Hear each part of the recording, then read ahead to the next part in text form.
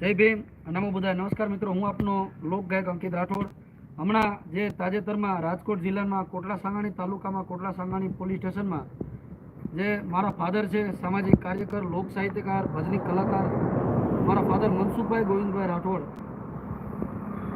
એમના વિરુદ્ધ કોટલા સાંગાણીમાં એક ગંભીર પ્રકારની બળાત્કારની જે ફરિયાદ કરવામાં આવી છે તે તદ્દન ખોટી છે. અને આમાં અમે સમાજ પાસે આશા રાખી છીએ કે અમને આમાં ન્યાય અપાવે અને આવનારી તારીખ 25/8/2025ના રોજ રાજકોટની અંદર આઈજી સાહેબ પાસે, એસપી સાહેબ પાસે અને કલેક્ટર સાહેબ પાસે આવેદનપત્ર દેવાની ફરજ પડેલ છે.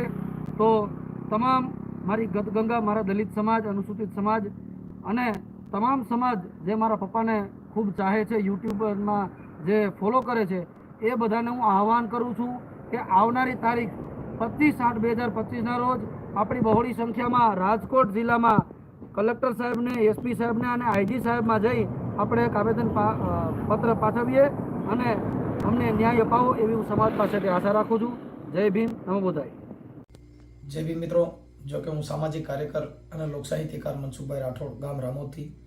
જો કે સુમિતા દામા જામનગરની છે અને એ આપણા દલિત સમાજના આગેવાનો, કાર્યકરો, ભુવા હોય એમને જે પકડે છે અને એમની સાથે જ આવા ખોટા વ્યવહારો કરી અને બળાત્કારની ફરિયાદો કરે. પહેલી અરજી આપે, પછી જો પૈસાની છટછૂટ ન થાય તો બળાત્કારની ફરિયાદ આપે.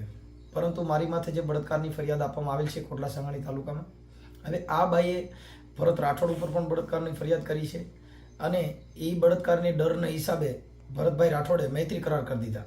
મૈત્રી કરાર કરી દીધા ને એટલે એ લખાણ કર્યા પછી એની માથે એને ખોરાકીનો કેસ કર્યો.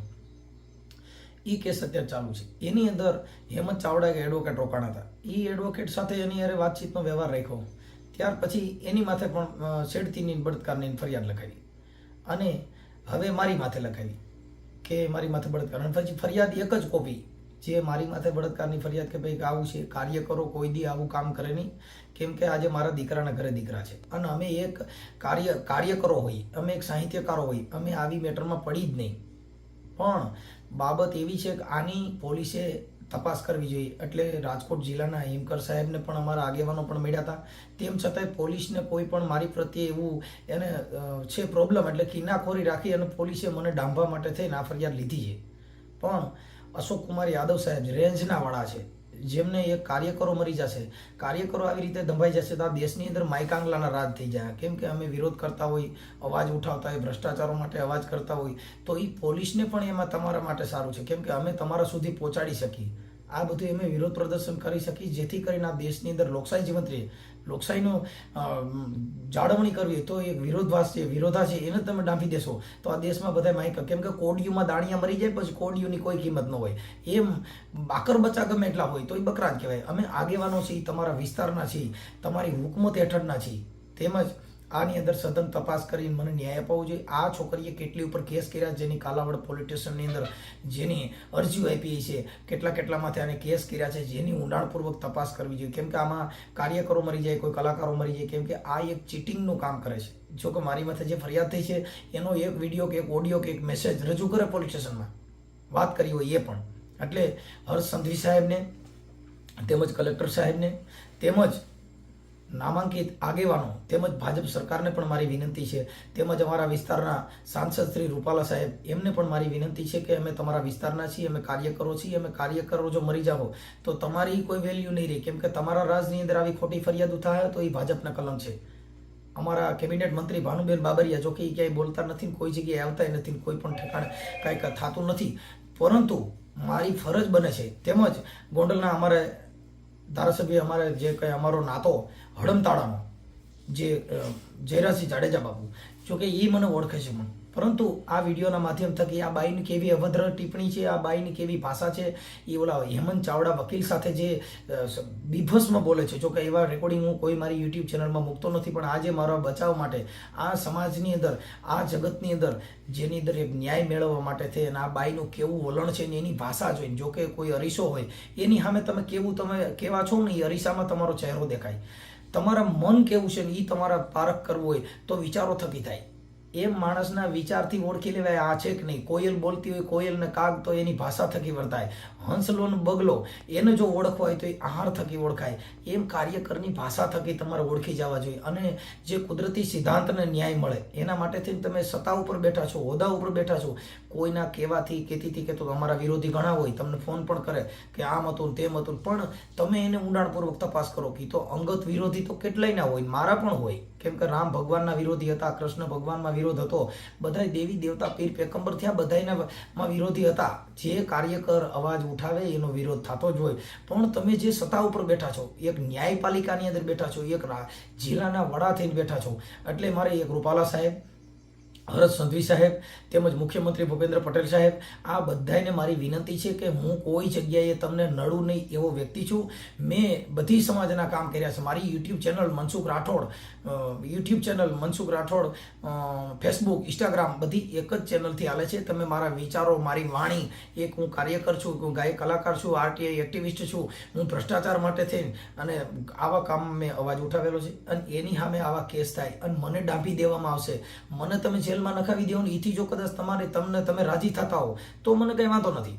કે તમારો રાજીપો એ ખાલી હું દુઃખમાં આવ્યો જાઉં, મને ડાંભી દેવો એમાં તમારો રાજીપો હોય તો મને કોઈ પ્રોબ્લેમ નથી. અને જયેશભાઈ રાદડિયા પણ એક ધારાસભ્ય, એમને પણ હું કહું છું કે આ પટેલ સમાજના ધારાસભ્ય હતા અને મેં પટેલોના ઘણા કામ કર્યા છે. તમારામાં જો સિદ્ધાંત, કુદરતી સિદ્ધાંત કહેતી કહેતો તો નહીં, નકર તમે મારા 5 વિરોધી તમને ફોન કરે કે હા એ બરાબર નથી, એ તો આમ છે તેમ છે. કેમ કે વિરોધ છે ને બાપુ, એ હોય, કાર્યકરોના વિરોધ જ હોય. કાર્યકરોને મોત આવે, કાર્યકરો બોલતા એને થાય, રાધે ન્યા દાજે, બોલે ન્યા હારું નરું થાય, આવું બધું કાર્યકરો માથે થતું જ હોય. પણ જે તમને સત્તા મળી છે, સમાનતા અધિકાર મળ્યો છે, બધી સમાજને ન્યાય દેવાનો અધિકાર મળ્યો છે, એ તમામ ભારતના આગેવાનો, તમામ ભારતના તમને કહું ભીમ બંધુ સેનોને મારી એક વિનંતી છે કે આ કેસની અંદર મને ખોટો ફસાવવામાં આવ્યો છે અને મારી માથે હવે એના પાછળ જે હેમંત ચાવડા સાથે જે આ છોકરી વાત કરે છે, જે બાઈ સુમિતા, એનું કેવું જીવન છે અને એની ફરિયાદ પોલીસ લીધી છે. તમે એના ખાલી વાણી સ્વતંત્ર જોઈને પછી તમે કહેજો કે આ પોલીસે કેટલો મારી માથે કિનાખોરી રાખી છે અને કેવી રીતે લીધી છે. એટલે હિમકર સાહેબને તેમજ ગોંડલના ડીવાયએસપી કે જે ઝાલા સાહેબને બધાને મારી હાથ જોડી વિનંતી છે કે તમે આમાં ઊંડાણપૂર્વક તપાસ કરી અને મને ન્યાય અપાવો. બાકી મારી માથે તમે કિનાખોરી રાખશો તો તમને સત્તા માથે બેઠા છો એનું પણ કલંક ગણાય. કેમ કે કોઈ દી આંખમાં ઝેર ન હોય, રાજા બોલે પણ એના પેટમાં, આંખમાં, મગજમાં ઝેર ન હોય, એમાં મારો વાંક હોય તમે ઠપકો દેવો તો સાંભળી લેવું. કેમ કે અમારી ભૂલ હોય તમે સ્વીકારતા અમને આવડે છે, પરંતુ અમારી માથે જે ખોટી રીતે આ કેસ કરવામાં આવ્યો છે એની અંદર ઊંડાણપૂર્વક અને જેટલા સત્તા ઉપર બેઠા છો, જેમને તમને કુદરતના દેનથી તમને સત્તા મળેલી છે, એ સત્તાના સિદ્ધાંતને ધ્યાનમાં રાખી ન્યાય મેળવવો એ માણસનો અધિકાર હોય, બંધારણ થકી પણ અધિકાર છે. તો આ વિડીયો પાછળના સાંભળીને પછી તમે નક્કી કરજો મનસુખ સાચો છે ખોટો. જય ભીમ, નમો બુધાય. બને ત્યાં સુધી માતાઓ, બહેનો, પરિવાર સાથે બેન સાંભળવું નહીં. કેમ કે આની અંદર આ બાઈ એકદમ હેમંત ચાવડા સાથે અભદ્ર અને હલકી વાતો કરે છે. મારી એક યુટ્યુબ ચેનલની અંદર મેં ખરાબ મૂક્યું નથી, પરંતુ આજે મૂકવાનો વારો એના માટે આવ્યો છે. આ ખબર પડે કે આ બાઈ કેવી છે ને પોલીસે કેવી બાઈની ફરિયાદ લીધી છે. સજ્જન માણસની ફરિયાદો નથી લેવાતી, આવી જે બેભસ્મ ગાળો બોલનારની કોટડામાં ફરિયાદ લેવાય છે. અને આ રાજકોટ જે હિમકર સાહેબ છે એ દલિતોના કાર્યકરોને એક એક કરીને વીણી ડાંભાની જે કોશિશ કરે છે એના માટે અમે દુઃખી છીએ. એટલે હિમકર સાહેબને પણ મારી વિનંતી છે કે તમે મને ત્યાં બોલાવ્યો તો હું આપની પાસે મારી વણવીતી અણવીતી બધી વાત કરત હું. કેમ કે આવું મારી માથે કોઈ બનાવ, હું કાયક કલાકાર છું, અમે જાહેર જનતામાં જતા હોઈએ, અમે કોઈની યારે ખાનગી વાત ન કરીને ખાનગી વાત કરી હોય તો ફરિયાદીને કયો રેકોર્ડિંગ આપે, એ ફરિયાદીને કયો એક મેસેજ કરેલો હોય તે આપે. તમે એમાં ઊંડાણપૂર્વક તપાસ કરો ને, પણ પરંતુ એને બરકી અને એના હાથે મારું કાછળ કાઢવું છે એ તમારી જે રણનીતિ છે એ ખોટી છે. એટલે જેને કુદરતી સિદ્ધાંત, બુદ્ધિ, મગજ દીધી હોય તો તમે આ વિડીયોનો સાંભળી અને આ બાઈનો તટસ્થ તપાસ કરાવો. કોટડા સાંગાણી પોલીસમાં જે ફરિયાદ લેવાની છે એને 1 મહિનો અગાઉ આ ફરિયાદ દેવાની હતી. 3 વાર તો સ્ટેશન ડાયરીમાં નોંધ પડી છે ફરિયાદ મારે નથી કરવી, પણ પરંતુ પોલીસે બોલાવી નાની ફરિયાદ લીધી છે. પોલીસ કોઈ દી ફરિયાદીને બોલાવે અને આ વાત મારી વાહિયાત લાગતી હોય તો આ ફરિયાદીના કોલ ડિટેલ આપણે રેન્જ આઈજી સાહેબ કઢાવે કે આ ફરિયાદીમાં પોલીસે કેટલા ફોન કરેલા છે અને ભાડાના પૈસા દેવાનું પણ કીધેલું છે. જય ભીમ, નમો બુધાય. મિત્રો બને એટલો, અને કદાચ હું મરી જાઉં તો આમાં જેટલા કોલ ડિટેલ ના નીકળે અને કદાચ મૃત્યુ, કેમ કે આમાં મૃત્યુ ભેટવાનો વારો એવો થાય જે અમિત ખૂટ જેવું કે તમને ન્યાય ન મળે. બધા એક બાજુ એક તરફી બોલે, તમે એ સિદ્ધાંતને ધ્યાનમાં ન રાખો ત્યારે માણસ મૃત્યુને ભેટે છે. એટલે બને ત્યાં સુધી આ વિડીયોના માધ્યમ થકી મને ન્યાય અપાવવાની કોશિશ કરજો.